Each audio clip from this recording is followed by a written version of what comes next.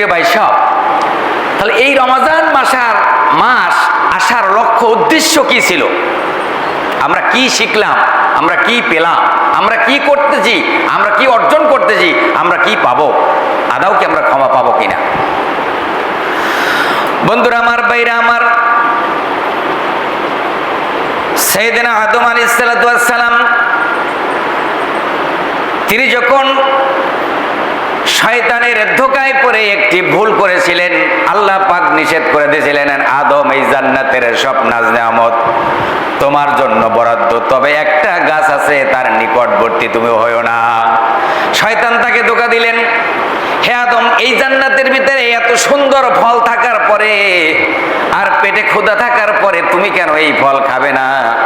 তুমি তো আল্লাহকে প্রশ্ন করতে পারবা, এত সুন্দর ফল গাছ কেন রোপণ করলা আর আমি কেন এই ফল খেতে পারবো না? ধোঁকায় পড়ে গেল। ফল তিনি খেলেন, শরীরে বস্ত্র নেই, বস্ত্র চলে গেল। আদম আলাইহিস সালাম নিজে লজ্জিত হলেন। তিনি আল্লাহর কাছে, আল্লাহ পাক তাকে শিখিয়ে দিলেন, তিনি একটা ফরিয়াদ করলেন, ফাতালাক্কা আদামু মির রাব্বিহি কালিমাতিন ফাতাবা আলাইহি ইন্নাহু হুয়াত তাওয়াবুর রহিম। বন্ধুরা আমার, ভাইরা আমার, আমি ধোঁকায় পড়েছি, ধোঁকায় পড়ে নিজের নফসের উপরে রব্বানা যালামনা আনফুসানা ওয়া ইল্লাম তাগফির লানা ওয়া তারহামনা লানাকুনান্না মিনাল খাসিরিন। আয় আমার রব, আমি আমার নফসের উপরে ধোঁকা করেছি, ধোঁকায় পড়েছি, আমি শয়তানের খপ্পরে পড়েছি, শয়তানের ধোঁকায় পড়ে গিয়েছি। রব্বুল আলামিন দয়া করে মেহেরবানি করে, আপনি উত্তম ক্ষমাশীল, আপনি পরম দয়ালু, আপনি দয়া করে মেহেরবানি করে আপনি আমাকে ক্ষমা করে দেন। ক্ষমা চাইলেন কার কাছে? কার কাছে চাইলেন? সেই জন্য একনিষ্ঠভাবে ক্ষমা চাইতে হবে আল্লাহর কাছে। তওবা অর্থ হলো ফিরে আসা, গুনাহ থেকে দূরে থাকা, গুনাহ থেকে নিজেকে বেঁচে, নিজেকে পবিত্র, নিজের আত্মাকে পবিত্র রাখা। গুনাহ থেকে বেঁচে থাকতে হবে, চেষ্টা করতে হবে মরণের আগ পর্যন্ত। আপনি সবচাইতে বেশি সফলতা আসবে যখন আপনি গুনাহ থেকে আপনি বেঁচে থাকতে পারেন। আপনার চক্ষুকে আপনার হেফাজত করতে হবে, আপনার লজ্জাস্থান আপনার হেফাজত করতে হবে, আপনার জিহ্বাকে আপনার হেফাজত করতে হবে, আপনার অন্তরকে আপনার হেফাজত করতে হবে। আপনার অন্তর যা বলবে তা করা যাবে না। এটার নাম হলো তওবা। বন্ধুরা আমার, ভাইরা আমার, সেই জন্য আপনার আমার নবী জনাবি বিশ্ব নবী মুহাম্মাদুর রাসূলুল্লাহ সাল্লাল্লাহু আলাইহি ওয়াসাল্লাম এই পৃথিবীতে আল্লাহ রাব্বুল আলামিন যত নবী রাসূলগণ দুনিয়াতে আল্লাহ প্রেরণ করেছেন, যত নবী রাসূলগণ দুনিয়াতে আল্লাহ পাঠিয়েছেন, বলেন তো দেখি একজন নবীও কোনো গুনাহ করছে কিনা? করেছে? যারা চুপ থাকবেন তারা খুব চালাক মানুষ। এক স্পষ্ট জবাব দিবেন, কোন নবী কি গুনাহ করেছে? আচ্ছা, গুনাহ করেন নাই, তারা ছিলেন মাসুম, তারা ছিল বেগুনাহ। আমরাও মাসুম নাকি? নাকি আমাদের গুনাহ আছে না? আল্লাহর নবী বলেন, আন আবি হুরায়রা রাদিয়াল্লাহু তাআলা আনহু সামি'তু রাসূলুল্লাহ সাল্লাল্লাহু আলাইহি ওয়াসাল্লাম ইয়াকুলু আল্লাহু ইন্নী লা আস্তাগফিরুল্লাহ ওয়া ইয়াতুবু ইলাইহি ফিল ইয়াউমি আকসারা মিন 70 মাররাতা।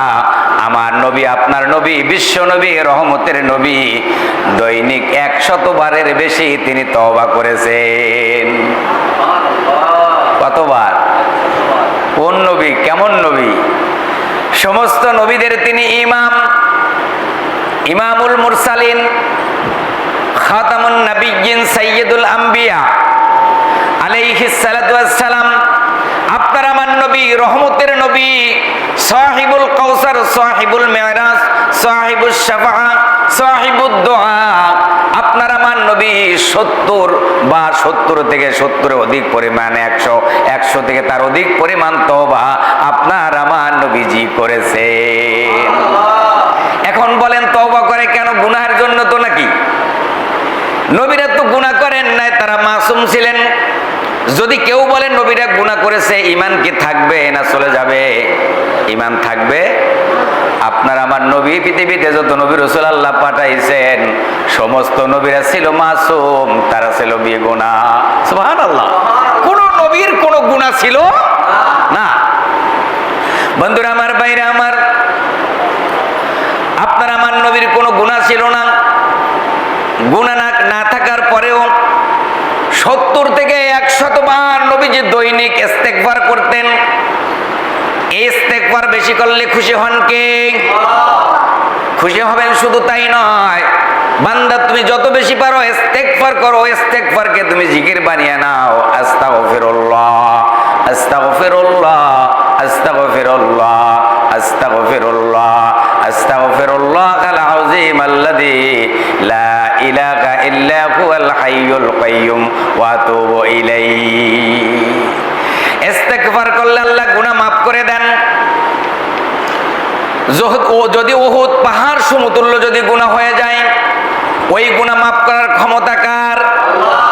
সাগরে যতগুলি পানি রয়েছে ওই পরিমাণ যদি সমুদ্রের পানি যদি ওই পরিমাণ যদি গুনাহ বান্দা যদি করে ফেলে, ওই গুনাহ মাফ করার এখতিয়ার কার রয়েছে? আল্লাহ বলছে ইয়াতুবুল্লাহ, বান্দা যখন তওবা করে আমি আল্লাহ বান্দাকে আমি মাফ করে দেই। তবে হ্যাঁ, পরের হক নষ্ট করেছেন ওই ব্যক্তি মাফ পাবেন না যতক্ষণ না পর্যন্ত যার হক নষ্ট করেছেন, বান্দার হক নষ্ট করেছেন, ওই বান্দার হক ফেরত না দেওয়া পর্যন্ত। এতক্ষণ তো সুবহানাল্লাহ সুবহানাল্লাহ বললেন, এখন আবার একটু শক্ত নিজের বিপক্ষেও যাইতে পারে। কাউকে একটা কটু কথা বলেছেন, কষ্ট নিয়েছে, এই জিহ্বা দিয়ে একটা কটু কথা বলেছেন, গীবাত করেছেন, তার অকুশলে চগলখড়ি করেছেন। ওই লোকের কাছে গিয়ে বলতে হবে, ভাই আমি তো আপনার ত্রুটি করেছিলাম, আপনার নামে আমি বদনাম করেছিলাম, তোহমত আমি মিথ্যা অপবাদ দিয়েছিলাম, এটা এক প্রকারের জুলুম হয়েছে, আপনি আমাকে ক্ষমা করে দেন, তাহলে আল্লাহ আমাকে ক্ষমা করে দিবে। আপনি কারো হক নষ্ট করেছেন, কারো টাকা মেরে খেয়েছেন, গভর্নমেন্টের টাকা আপনি আত্মসাৎ করেছেন, গভর্নমেন্ট আপনাকে বেতন দেয়, আপনাকে 2 ঈদে 2 বোনাস দেয়, এরপর জন্মের খাওয়া পাইকারি দরে হারাম পথে উপার্জন করেন। এই উপার্জন যার টাকা আপনি মেরে খাইলেন, তার কাছে আপনার ধর্ণা দিতে হবে, তার কাছে গিয়ে বলতে হবে, ভাই আপনার এতগুলো টাকা আমি নিয়েছিলাম, আমি এখন জানতে পারলাম, আমি শুনলাম এই টাকা ফেরত না দেওয়া পর্যন্ত আমার কোনো তওবা আল্লাহ কবুল করবে না। বন্ধুরা আমার, ভাইরা আমার, সেই জন্য আবু হুরায়রা রাদিয়াল্লাহু তাআলা আনহু বলেন, তওবাকারী হলো আল্লাহর একনিষ্ঠ বান্দা, একনিষ্ঠ আল্লাহর বন্ধু। তবে হ্যাঁ, মানুষের প্রতি যেই বান্দা অত্যাচার করে, জুলুম করে, অবিচার করে, আর জুলুম করে, মানুষের প্রতি জুলুম করে, অন্যায় করে, সে নিজেকে বড় মনে করে, মানুষকে ছোট মনে করে, আল্লাহর নবী বলেন কিয়ামতের দিন আল্লাহর বান্দার, ওই বান্দার 1000 বার তওবা আল্লাহ কবুল করবে না। বন্ধুরা আমার, ভাইরা আমার, এক বেদুইন যদি একটা উট নিয়ে যদি রওনা দেয়, 1000 মাইল পাড়ি দিতে হবে। 1000 মাইল পাড়ি দেওয়ার মাঝ বরাবর যখন চলে আসলেন, অর্ধেকটা পথ অতিক্রম করলেন, এমন সময় ওই লোকটা একটু তন্দ্রা নিদ্রা ভাব হলো, ঘুম তার চোখে ঘুম চলে আসলো। ওই লোকটা যদি ঘুমিয়ে যায়, লোকটা ঘুমিয়ে গেল, উঠে দেখলেন তার উটটা কোথাও খুঁজে পাওয়া যায় না।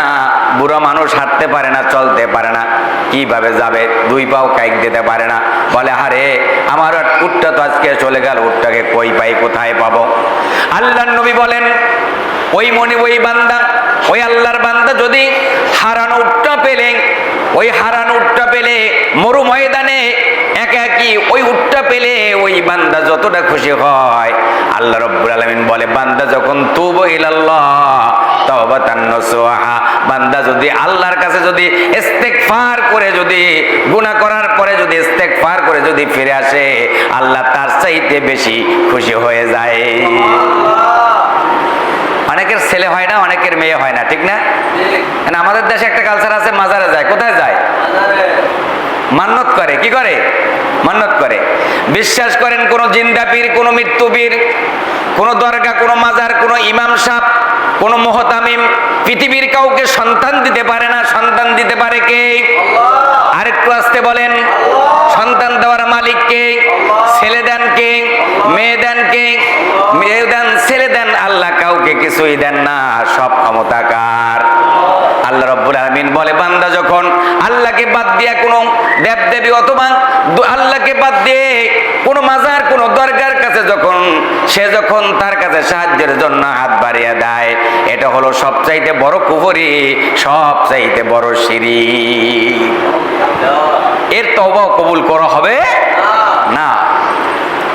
বন্ধুরা আমার, বাইরে আমার, এখন কারো কাছে গেলেন না, কারো কাছে যাওয়ার প্রয়োজন নাই।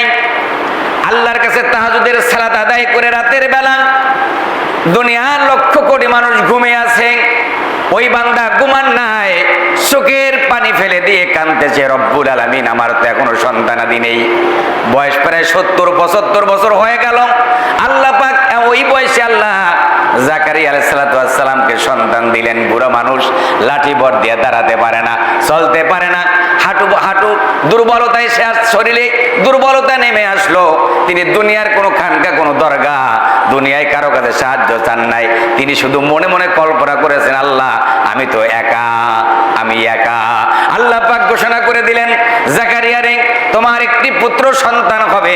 দুনিয়ায় আসার পূর্বে তার নাম আমি আল্লাহ রব্বুল আলামিন রেখে দিলাম ইয়াহইয়া। সুবহানাল্লাহ। জাকারিয়া সালাম বলছে, আল্লাহ সন্তান হবে কিভাবে? আমি বুড়া মানুষ, আমার স্ত্রী হলো বুড়ার, আর কিছু ব্যাখ্যা দিলাম না। শুধু এতটুকু কথা বললেন, আল্লাহ কিভাবে সন্তান হবে? আল্লাহ শুধু বললেন, কাযালিক, জাকারিয়া সন্তান হবে। আল্লাহ পৃথিবীতে মানুষ বানাইবেন, মায়েরও দরকার নাই, বাবারও দরকার নাই। কারে বানাইছেন? সাইয়েদেনা আদম আলাইহিস সালাতু ওয়াস সালামকে বানাইলেন। তার মাও নাই, তার বাবাও নাই। আল্লাহ মানুষ বানাইবেন, নবী বানাইবেন, একটা মেয়ে লোক হইলে সারে। কারে বানাইছেন? সাইয়েদেনা ঈসা আলাইহিস সালাতু ওয়াস সালাম। একটা মেয়ে লোক হইলেও সারে আল্লাহ বানাইতে পারেন। আল্লাহ জাকারিয়া আলাইহিস সালামকে মেসেজ দিয়ে দিলেন, ও জাকারিয়া, তোমার একটি পুত্র সন্তান হবে। দুনিয়ায় আসার পূর্বে তার নাম আমি আল্লাহ রব্বুল আলামিন, আমি আল্লাহ পাক তার নাম রেখে দিলাম ইয়াহইয়া। লাম নাজআল লাহু মিন ক্বাবলু সামিয়া। এই নামে ইতিপূর্বে কোন নবী রাসূল দুনিয়াতে আসে নাই, ভবিষ্যতেও আসবে। বন্ধুরা আমার, ভাইরা আমার, তাহলে নবীজি 70 বারের বেশিও তওবা করেছেন, 100 বার তওবা করেছেন। আজকে 13ই রমজান বিবেকের আদালতে একটি মামলা দায়ের করেন, ওই মামলাটার নিজে বাদী হয়ে যান। বিবেকের কাছে একটা প্রশ্ন রাখেন, এই যে 13টা রমজান চলে যাচ্ছে, আমি আধাও 13 বারও ইস্তেগফার আমি করেছি কিনা? 1300 বার আমি করা তো দূরের কথা, দৈনিক তো নবীজি যদি 100 বার তওবা করেন, নবী যদি 100 বার নবীজি তওবা করে থাকেন, নবীর উম্মতের তওবা করা দরকার 1000 বার। ঠিক কিনা? আমরা তো গুনাহগার, ঠিক না? আমাদের চলায় গুনাহ, বলায় গুনাহ, দেখায় গুনাহ, কত গুনাহ আছে। প্রতিবাদ করতে পারলাম না, চোখে দেখলাম, কিছুই বলতে পারলাম না। আদওয়াফুল ঈমান, ঈমানের এত দুর্বলতা আমাদের।